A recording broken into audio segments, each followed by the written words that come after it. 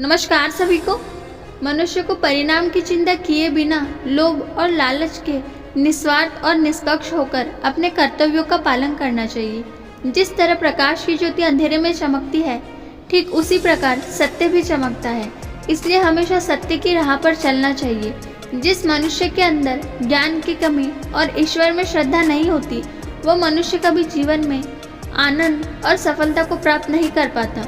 जन्म लेने वाले के लिए मृत्यु उतनी ही निश्चित है जितना कि मृत होने वाले के लिए जन्म लेना।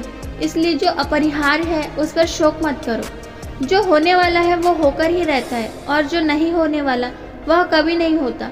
ऐसा निश्चय जिनकी बुद्धि में होता है उन्हें चिंता नहीं सताती। अच्छे कर्म करने के बावजूद भी लोग केवल आपकी बुराइयां ही याद रखेंगे। इसीलिए लोग क्या कहते हैं इस पर ध्यान मत दो। तुम अपना कर्म करते रहो।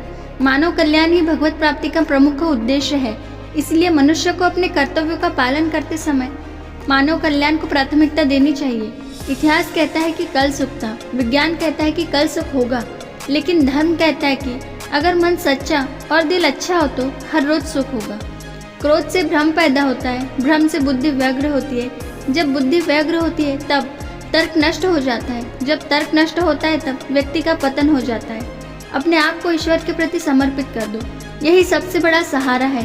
जो कोई भी इस सहारे को पहचान गया है वह हर चिंता और दुखों से आजाद रहता है।